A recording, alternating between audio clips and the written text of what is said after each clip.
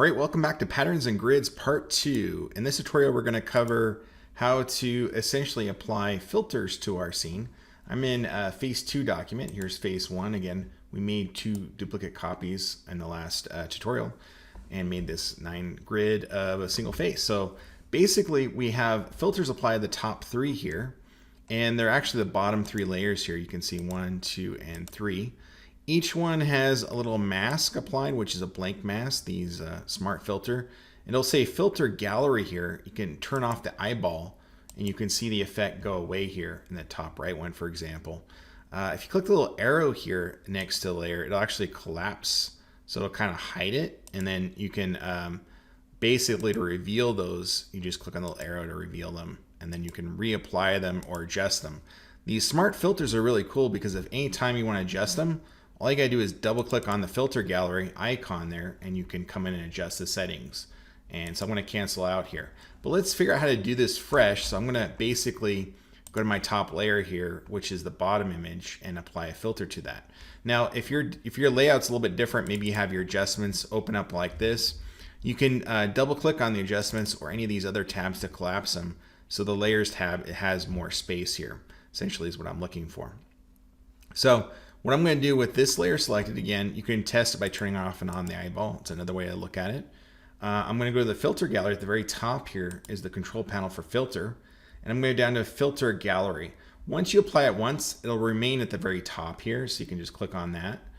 Neutral filters are a new kind of filter. We're not going to get into this right now, but they're really fun to explore in the future. You can try them out. I'll create another tutorial series on that.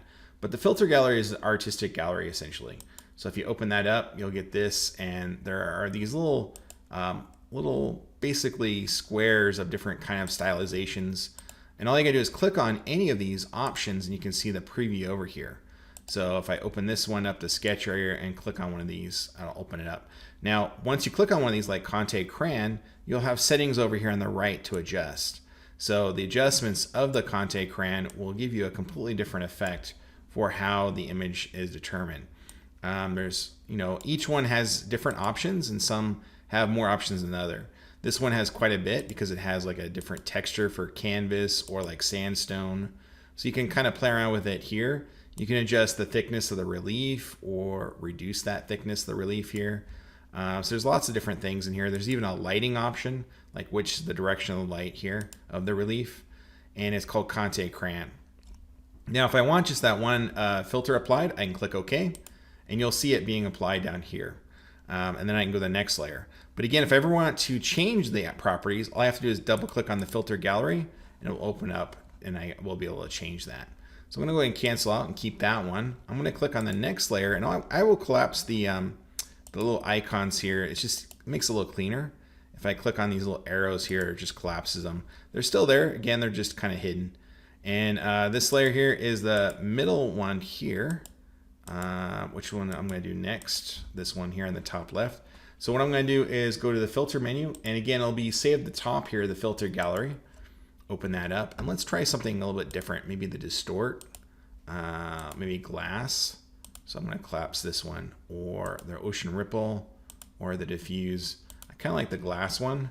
Gives us a nice distortion. There's a distortion value here you can kind of play around with. And then there's a smoothness value. So if you want it to be smoother or less smooth. So I kind of want the effect to show. And then there's a scaling option, which gives you more of the scaling or less. Now you can stack, which is another interesting thing. You can stack effects on top of effects. So I have glass here, but if I click on the plus symbol here, I can add another new effect. Right now it just has glass, so it's essentially applying a double glass effect. But I can, with this glass one selected here, I can choose a different stylization. I can click on glowing edges, for example, or I can open up the textures and add stained glass or something else. So I will now have 2 of these, and it depends on how they're oriented and how they're kind of combined together. Typically, I don't usually like to stack them and orient them this way. So I like to have separate layers and do it that way. So I'm going to go ahead and delete this stained glass effect and just keep this glass one and click OK. So you can see that one applied there, and basically that's the whole process. I'm going to go through here with each of these and kind of do another one. So let's go to repeat the process, filter gallery again, and try out whichever one you want. So brush strokes is kind of fun. There's like all these kind of different drawing effects, ink outlines. Whoa, that's kind of trippy.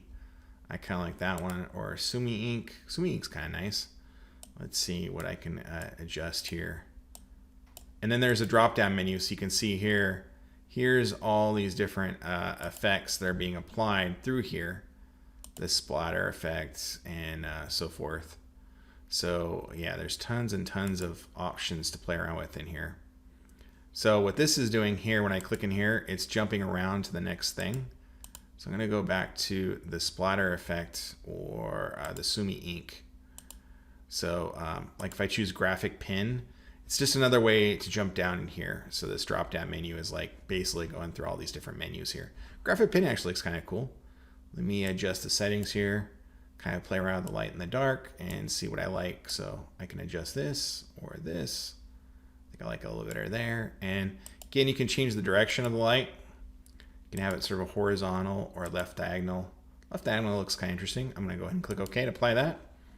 And basically that's it. So you apply that with each filter. I have, 3 more to do, but I'm not going to record that. So I'll just have off that off the side. I'll show you in the next tutorial the final version of this, and then we'll get to adding textures and the next grouping. So until then, see you soon in part 3 of the patterns and grids project. Cheers.